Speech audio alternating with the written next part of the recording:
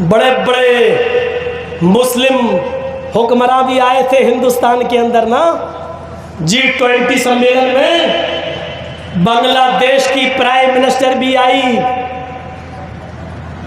ترکی کے صدر طیب اردوغان بھی آئے، جن پر مسلمان بڑا بھروسہ کرتے ہیں اور بہت جن کی تعریفیں کرتے ہیں، سب آئے اور سب گئے اور مہاتما گاندھی کی سمادھی پر پھول بھی ڈالے اور ہاتھ بھی جوڑے۔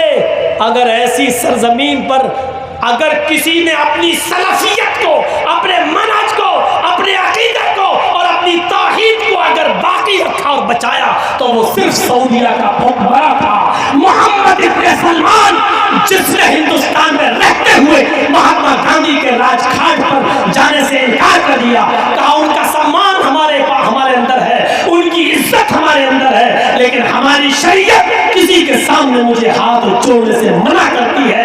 اگر ہاتھ جوڑنا کسی کے سامنے جائز ہوتا تو ہم سب سے پہلے جناب محمد رسول اللہ کے مزار پر، ان کی قبر پر ہاتھ جوڑتے۔ میرے بھائیوں، سعودیہ کو کتنی گالی دے لو، سعودیہ کی جتنی چاہو توحید کر لو، لیکن توحید کے معاملے میں وہ سب سے بلند ہے، توحید کے معاملے میں وہ سب سے اونچی ہے، توحید کے ساتھ وہ کوئی کھلواڑ نہیں ہوتا ہے، توحید کے ساتھ وہاں کوئی سمجھوتا نہیں ہوتا ہے۔ اور الحمدللہ جس مسلمان کے دل میں توحید آ گئی، اللہ سارے گناہ معاف کر سکتا ہے لیکن شرک کو معاف نہیں کرے گا، اور رائی کے دانے کے برابر بھی اگر توحید کسی کے اندر نہیں تو اللہ جہنم میں سزا دینے کے بعد بھی اس کو نکال لے گا اور اس کو جنت کے اندر داخل کر دے گا۔ میرے بھائیوں، یہی چیز ہمیں اور آپ کو سمجھنے کی ضرورت ہے، ضرورت ہے۔ یہ کیا ہے؟ راضی رہے رحمان بھی اور خوش رہے شیطان بھی۔ ہم جلسے میں بھی آ جائیں اور 26 جنوری اور 1 جنوری کو 12 بجے کے بعد ہم ڈانس بھی کر لیں اور ناچ بھی اور ڈی جے بھی بجا لیں اور ہیپی نیو ایئر کے نعرے بھی لگا لیں، میرے پیارے ساتھیوں، یہ کوئی محبت نہیں کہ راضی رہے رحمان بھی اور خوش رہے شیطان۔ یہ پالیسی اپنی جیب میں رکھو۔ یہ ایسا اسلام محمد رسول اللہ کو پسند نہیں ہے، اپنی جیب میں رکھو اور پوچھو۔ آج بھی میرے ساتھی میرے ساتھ موجود ہیں، یہ ضلعی جمعیت اہل حدیث لکھنؤ کے ناظم موجود ہیں، یہ ڈاکٹر عبد القادر صاحب بھی موجود ہیں، یہ ڈاکٹر معین صاحب بھی موجود ہیں، یہ میرا بیٹا حسین ہے یہ بھی موجود ہے، اور ہمارا ڈرائیور ہمارے ساتھ، یہ سب موجود ہیں۔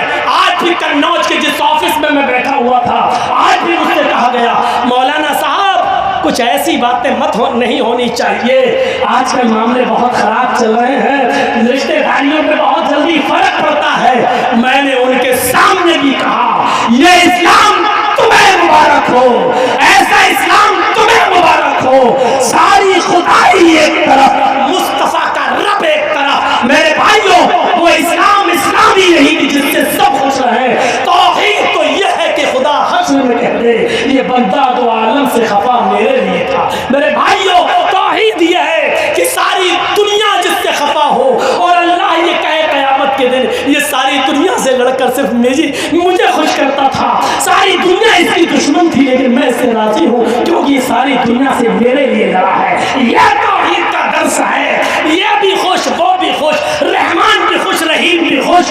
یہ اسلام تمہیں مبارک ہو، ہمارا یہ اسلام نہیں ہے۔ اسلام میں یا تو محمد رسول اللہ خوش ہوں گے یا ابلیس خوش ہوگا۔ میرے بھائیوں، اب یہ ہمیں اور آپ کو پاور اتھارٹی ہے، ہم چاہیں تو فاطمہ کے باپ کو خوش کریں یا چاہیں تو ابلیس کو خوش کریں، یہ اختیار ہمیں اور آپ کو دیا ہے۔ انا ہدیناہ النجدین اما شاکرا و اما کفورا، ہم نے دونوں راستے تمہیں بتا دیے ہیں، اس راستے پہ چل کے یا تو شکر گزار بن جاؤ یا اس راستے پہ چل کے ناشکرے بن جاؤ، ناشکرے ہو جاؤ۔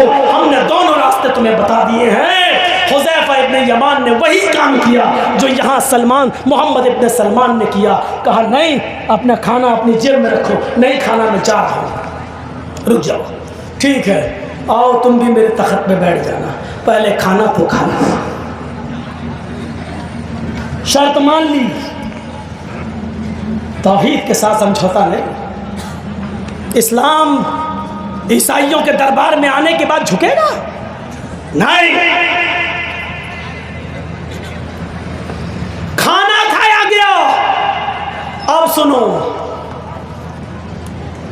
زمین پر بسکٹ گر جائے نا، چپس گر جائے نا، کیک گر جائے نا، بیٹا کیا کر رہا ہو، زمین سے مت اٹھاؤ، گر گیا پار دو بیٹا زمین سے مت اٹھاؤ۔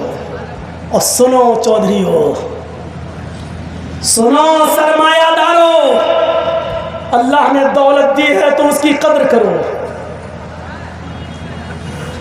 ربی ابن عامر، حذیفہ ابن یمان دسترخوان پر لگا ہوا کھانا کھا رہے ہیں اور بادشاہ بھی، کسریٰ بھی ان کے سامنے بیٹھا ہوا ہے۔ کھانا کھاتے کھاتے حذیفہ اپنے یمان سے کھانے کا ایک لقمہ زمین کے اوپر گر گیا، کھانے کا ایک لقمہ زمین کے اوپر گر گیا۔ زمین، اللہ کے نبی صلی اللہ علیہ وسلم فرماتے ہیں، سنی حدیث، اگر کھانے کا کوئی لقمہ زمین کے اوپر گر جائے تو اس کو اٹھا لیا کرو اور اس کو دیکھ لیا کرو، اگر اس میں مٹی وغیرہ لگی ہوئی ہے تو اتنا حصہ صاف کر دو، اتنا حصہ دور کر دو، اور بقیہ حصہ جس پر مٹی یا گندگی نہیں لگی ہے بقیہ حصے کو کھا لیا کرو۔ پتہ نہیں اللہ نے رزق کے کھانے کے کس حصے میں، کس لقمے میں برکت رکھی ہو۔ یہ ہے بخاری شریف کی حدیث۔ حدیث سن لی؟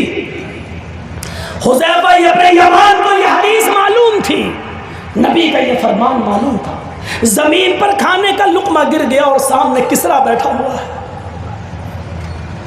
لقمہ اٹھا لیا زمین سے۔ ربی ابن عامر وہیں بیٹھے ہیں اور ایسے کوہنی مار رہے ہیں، کیا کر رہے ہو؟ ہوتا نا جیسے ہم لوگوں کو کوئی یاد دلاؤ، کھانے میں مکھی گر جائے تو کوئی ڈبونے لگتا ہے۔ حدیث یہی ہے کہ مکھی گر جائے تو اس کو ڈبو دو، کیونکہ مکھی جب کھانے میں گرتی ہے تو ایک پر ڈالتی ہے، اس میں بیماری ہوتی ہے۔ اللہ کے نبی نے فرمایا پوری ڈبو دو اور مر جانے دو، کیونکہ اس کے دوسرے پر میں اللہ نے شفا رکھی ہے، وہ شفا اس بیماری کو ختم کر دے گی۔ ایسا کوئی کرے گا آج؟ چائے گر جائے، مکھی گر جائے تو اس کو پھینک ڈالا، دوسری چائے آ گئی، آپ خود نہیں پینے دیں گے، مولانا صاحب مکھی گر گئی، دوسری آ گئی۔ شریعت کیا کہہ رہی ہے، ہم کیا کر رہے ہیں؟ سنیے، کھانے کا لقمہ گر گیا، حذیفہ ابن یمان نے وہ لقمہ اٹھایا۔ ربی ابن عامر کہتے ہیں ہر جگہ اپنی مت چلاؤ، کم سے کم دیکھو سامنے کون بیٹھا ہوا ہے۔ ہم کسی دوسری محفل میں بیٹھے ہیں، یہاں کے لوگ زمین پر پڑے ہوئے لقمے کو پھینک دیتے ہیں، کھاتے نہیں ہیں۔ اشاروں میں بات کی۔ حذیفہ ابن یمان نے ہنستے ہوئے کہا اور کھا لیا۔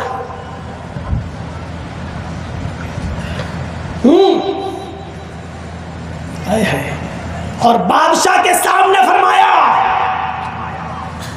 اور سنو حذیفہ ابن یمان نے کیا کہا، اپنی شادی میں منو گوشت برباد کرنے والوں، ضرورت سے زیادہ پکانے والوں، ٹھیک جائے برداشت، لیکن غریبوں کو دعوت دینا منظور نہیں۔ حذیفہ ابن یمان نے گرا ہوا لقمہ کھایا تو نبی کہتے ہیں، حذیفہ ابن یمان نے کہا، اشارہ یہاں کے لوگ پسند نہیں کرتے۔ حذیفہ ابن یمان نے چیخ کر کہا، اے ربیعی، اس کھانے کے لقمے سے تم مجھے روک رہے ہو، تو زمین پر گر گیا، کیا تمہیں نہیں معلوم کہ زمین پر گرا ہوا لقمہ ہمارے نبی اٹھا لیتے تھے، اس کی مٹی کو صاف کر کے کھا لیا کرتے تھے، کیا یہ میرے نبی کی سنت نہیں ہے؟ نبی نے کہا ہاں۔ فرمایا اترکو سنت رسول اللہ صلی اللہ علیہ وسلم لہؤلاء الحمقاء۔ تو آئے ربیعی، کیا جملہ کہا؟ آپ کہہ سکتے ہو مولانا جرجیز اتنا سخت بولتے ہو تم، اتنا ہارڈ بولتے ہو تم۔ صاحب کتنے لوگ ایسے ہیں جو آج بھی صرف ہماری حق گوئی کے خلاف ہیں۔ صاحب تقریر تو اچھی کرتے ہیں لیکن لیول سے اتر جاتے ہیں، لیول تم طے کرو گے۔ تقریر تو اچھی کرتے ہیں لیکن جذبات میں بہہ جاتے ہیں، میرے جذبات کا فیصلہ آپ کرو گے۔ بادشاہ کے سامنے یہ کون سے جذبات تھے؟ ربی منع بھی کر رہے ہیں لیکن کیا کہا حذیفہ نے؟ اَأَتْرُكُ سُنَّةَ رَسُولِ اللَّهِ صلی اللہ علیہ وسلم لِهَؤُلَاءِ الْحُمَقَاءِ۔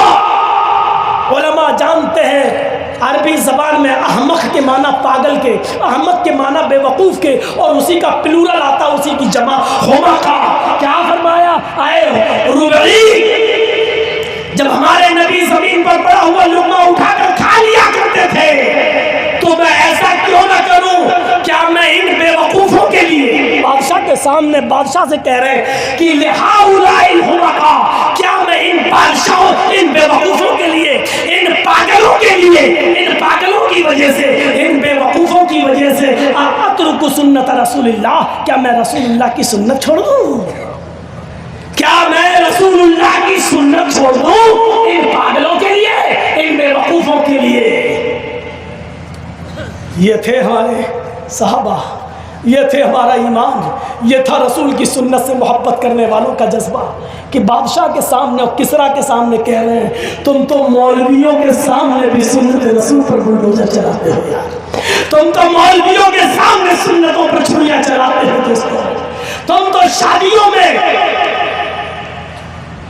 پردے کے تعلق سے، ابھی آپ نے قاسمی صاحب کی بڑی مفصل تقریر سنی، کون عمل کر رہا ہے؟ کون دیکھ رہا ہے؟ کیا کیا جا رہا ہے؟ کون سی چیز ہے آج؟ ہم تصور تو کریں، غور تو کریں، ہم کس طرح سے کہا جا رہا ہے اَأَتْرُكُ سُنَّةَ رسول اللہ صلی اللہ علیہ وسلم لِهَؤُلَاءِ الْحُمَقَاءِ، کیا میں ان پاگلوں کے لیے، کیا میں ان بے وقوفوں کے لیے سنت رسول چھوڑ دوں؟ آپ اپنی اولاد کو زمین پر گرا ہوا لقمہ نہیں کھلاؤ گے، آپ زمین پر گرا ہوا لقمہ کھانا پسند نہیں کریں گے، اور سیدھے ایک ہی جواب دیں گے جرجی صاحب ہم 21ویں صدی میں جی رہے ہیں، زمانہ بہت ترقی کر چکا ہے۔ آپ یہ کہو گے کہ آج کے زمانے میں ہم اب ڈائننگ میز پر کھانا کھا رہے ہیں صاحب، دو زانو بیٹھ کر کھانا کھانے کا رواج ختم ہو چکا ہے۔ میرے بھائیو آپ کتنی ہی تعبیریں کر لیں لیکن حقیقت یہ ہے کہ آج ہم ایک ایک سنت کو پیچھے چھوڑتے چلے جا رہے ہیں، آج ہمیں کسی چیز سے محبت نہیں رہ گئی ہے۔ حضرت عباس رضی اللہ تعالیٰ عنہ کا وہ پرنالہ جو مسجد نبوی کے چھت سے لگا ہوا تھا، ایک بار حضرت عباس کے گھر میں کچھ مہمان آئے، انہوں نے کبوتر ذبح کر دیے، کبوتر کا خون اس چھت کے اوپر رہ گیا۔